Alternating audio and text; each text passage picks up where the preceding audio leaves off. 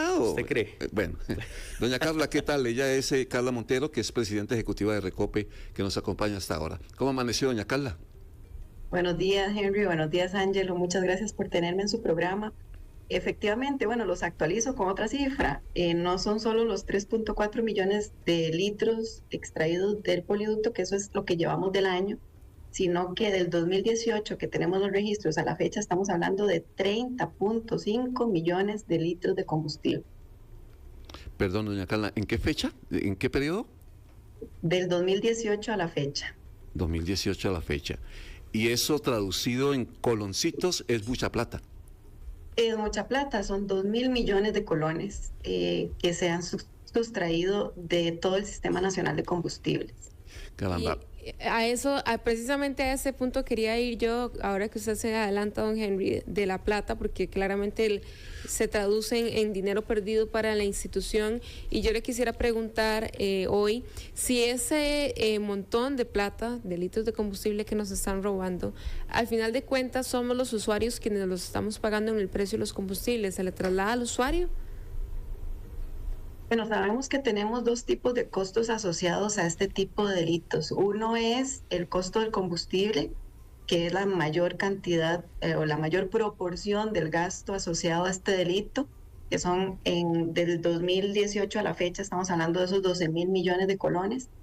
Eso está dentro del costo del inventario de Recope, ¿verdad? Que sí se traduce en tarifas. Pero tenemos todos los costos asociados a seguridad, a mantenimiento. Cada vez que hay una toma ilegal hay que mandar a nuestros equipos a hacer a tratar la avería, por así decirlo, y además toda la mitigación ambiental asociada cuando hay derrames de combustible en las áreas afectadas. Entonces, esos otros costos no se encuentran incluidos dentro de la tarifa. Claro, ahora, doña Carla, la gran pregunta es la que siempre se hace. Bueno, la primera es lo que estaba diciendo con Ángelo, de si el ladrón de combustible, en esto debe haber o no, usted lo confirma, si la investigación lo ha establecido así, hay gato casero. Es decir, que le diga a la gente, vea, por tal poliducto va tal combustible, ese es el que sirve para los aviones, ese es el que sirve para otro vehículo. En eso sí debe operar desde adentro gente bueno, el gato casero. Bueno, ahorita tenemos algunas investigaciones abiertas de las cuales no puedo dar detalle. Sin embargo, no puedo decir que es casualidad que la mayor cantidad de combustible robado sea diésel, ¿verdad? Es el 50% de lo que se extrae del poliducto y un 40% combustible de aviación. Entonces, efectivamente sabemos que no es una casualidad que la gente sepa cuál de los dos tipos de combustibles está trasegando por el poliducto en algún momento determinado. Pero efectivamente son casos que están en investigación y esperamos que las autoridades judiciales pronto tengan ya adelanto de estas pesquisas.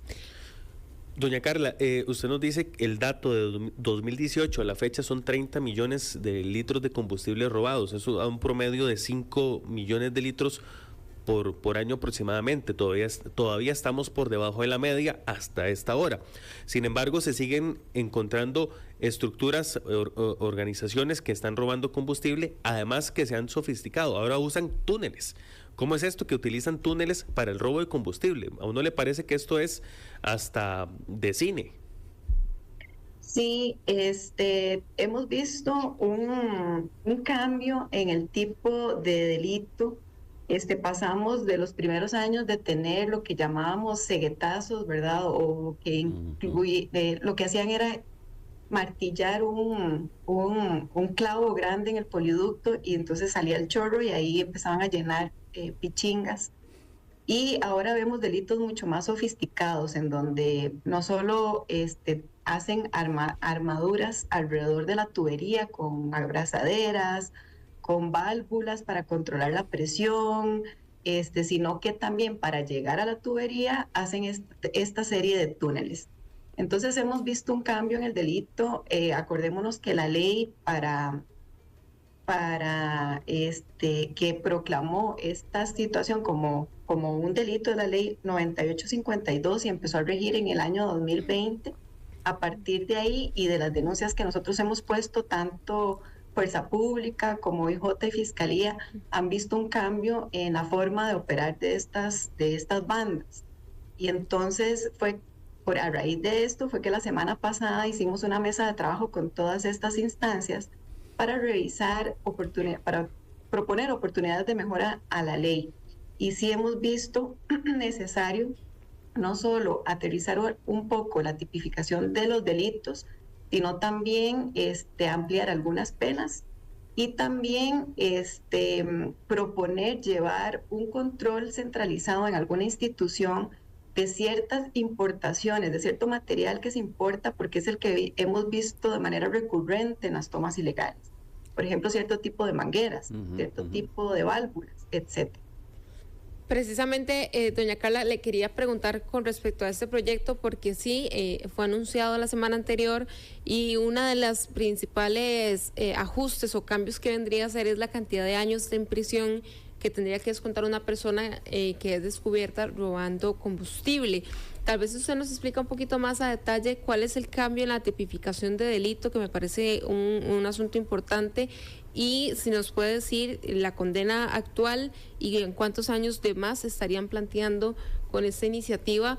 Aparte, usted nos dice que ha tenido ya también reuniones con diferentes entidades. ¿Qué ambiente tiene desde ya el proyecto en Asamblea Legislativa? Gracias. Apenas empezamos las conversaciones entre los distintos órganos. La reunión fue una facilitación que nos hizo el Consejo Sectorial del Sector Seguridad, todos los ministerios que lo conforman y los organismos que lo conforman. Nosotros les llevamos nuestra inquietud hace unos 22 días y ellos, al ser parte de toda la cadena, no solo de investigación, sino también de denuncia y demás de este tipo de delitos, están muy sensibilizados del nivel al que ha llegado. Entonces, sí nos sentamos todos y vimos varias cosas. Por ejemplo, lo que más fácilmente se le llega es el transporte ilegal, y además es lo que más peligro pone a más comunidades, porque desde el momento en el que sale de un predio hasta que llega al otro o al receptor, pasa por muchas comunidades y por todo el país, ¿verdad? Es material altamente peligroso, material que si no se manipula bien puede causar un incendio, una explosión, como lo vimos el año pasado en Limón, este año en Barranca. Entonces, la ley actual establece que para el transporte la pena es de 1 a 4 años de cárcel. Sin embargo, para el robo de combustibles es de 5 a 15 años de cárcel. Entonces, vemos esa diferencia en penas que creemos y estamos proponiendo unificar. Y la gran duda que queda entonces, doña Carla, y por siempre es si detrás de todo esto hay realmente mafias convertidas así, porque son las que compran el combustible. Ese destino final de ese combustible, ese es el gran interrogante, porque si cierran ahí, posiblemente pues el que lo rompe el tubo, pues deja de hacerlo. Efectivamente, esa es otra de las oportunidades de mejora que tiene la ley. La receptación de combustible robado tiene una pena de 1 a 5 años de cárcel.